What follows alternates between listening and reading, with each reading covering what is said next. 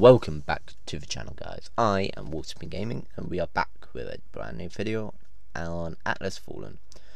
So this is the review. So if you guys have not seen the walkthrough series at all, there's a link in the top right hand corner of this video. Go check it out. With that said, let's jump in with this review. So this game came out early 2023, set in a post-apocalyptic desert world. I believe it's Earth. I'm not entirely sure. It doesn't really tell us at all, which kind of sucks, but enough about that. Let's actually get on with what this game is about. So there are two gods. There is the tyranny god, which is Philos, and then there is the good god, which is Niall, which is the god of chaos or freedom, which technically freedom is chaotic, therefore he is the god of both chaos and freedom. But he helps you throughout the entire game. I'm not going to tell you how, but either way, you are a person known as a unnamed, which means you are technically an orphan. You are a person of no significance. So if you died, no one would care, basically. Kind of harsh, but that is the reality of this game. But you find a weapon known as the Gauntlet, which allows you to basically conjure weapons and use them to defeat enemies. You can also slide on sand. So basically you control sand, which is hilarious, but it actually is kind of effective. But the enemies in this game are known as wraiths. Let's go and see if I can't find some. Let's see. Ah, there we go. There's one. Max level in this game is level 11, as far as I know, unless if you find another armor. The way leveling works in this game is a lot different to any other game. To level up, you actually need to upgrade your armor. Every time you upgrade your armor, you actually get a skill point you can use in the perks screen.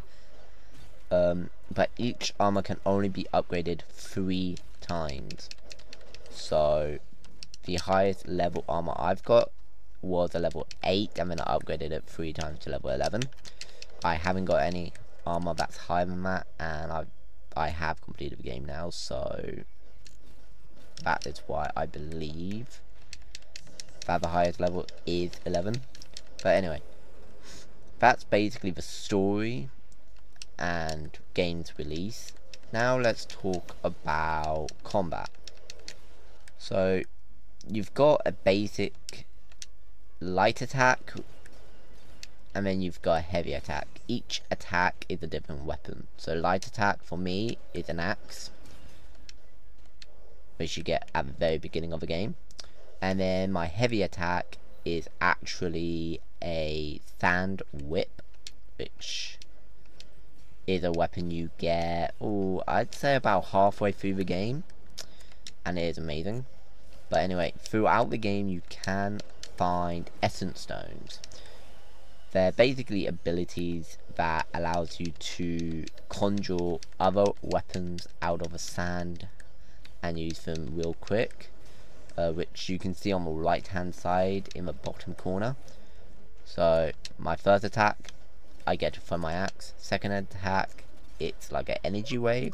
Third attack, it's like a sandstorm, which is kind of fun. But the bottom ability is heal. You get, no matter what abilities you have, you always have a heal.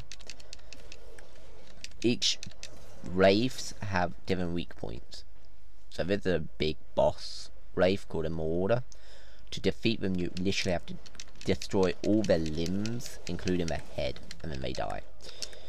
So yeah, it does get a little bit repetitive with the boss, well, not bosses, but the enemy types. But also gets really annoying considering every time you find one of these, you actually have to destroy every limb, no matter how many times you've already defeated them in the past.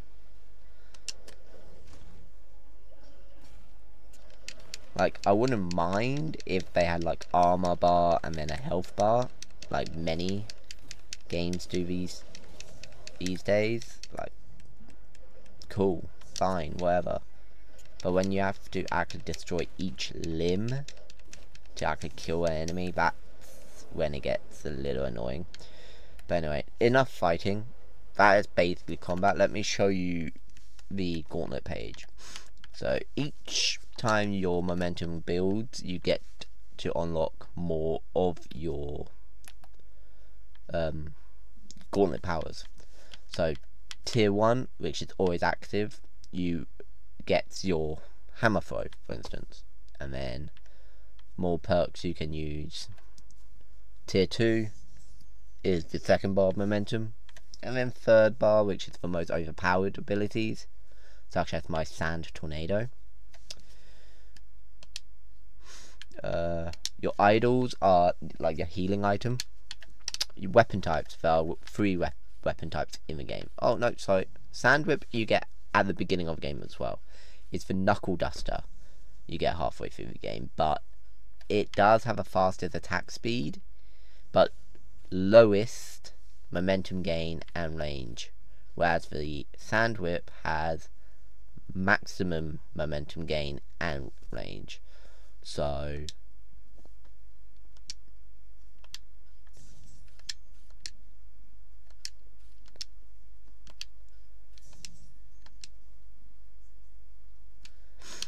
anyway, armor, these are all the armors in the game. Well, there's one secret armor, but to do that you actually have to find a lot of collectibles, so I'm not even going to bother with that. There are collectibles in the game, like I just said, but they are hidden. They don't even show up on your map, so good luck finding them. You do have bosses, well, elite foes, I should say. There are 3 regions. There is Bastingar, there's the desert, and then you got the Black Elms. We are currently in the Black Elms, which is the final district of the game you find. And with that is all I can say about this game without spoiling too much. So I'm going to give this game a 6 out of 10. It could have been higher, could have been lower, but I did thoroughly enjoy the beginning part of the game. Then the middle part of the game got a little bit repetitive. The final mission, it was a boss, and let's just say I've had worse bosses, but I've also had better bosses. When I say worse, I mean bosses that actually gave me a challenge, or more of a challenge, should say, and their design was a lot better. Whereas this boss, yeah, it was cool, but it was also very, very, very repetitive. Like, why do the same attacks? You'll know what I mean if you watch the last boss fight. It's stupid. And when I say better boss fights, I mean better designed, so no repetitiveness, and definitely a little bit better overall concept. I'm not going to say any more about that, but yeah, it's 6 out of 10. So I hope you guys enjoyed this walkthrough series and this review. If you did, smash that like button, turn the notification bell on, join WolfbaneGame by hitting my subscribe, and I'll see you in the next one. Until then, WolfbaneGaming signing off.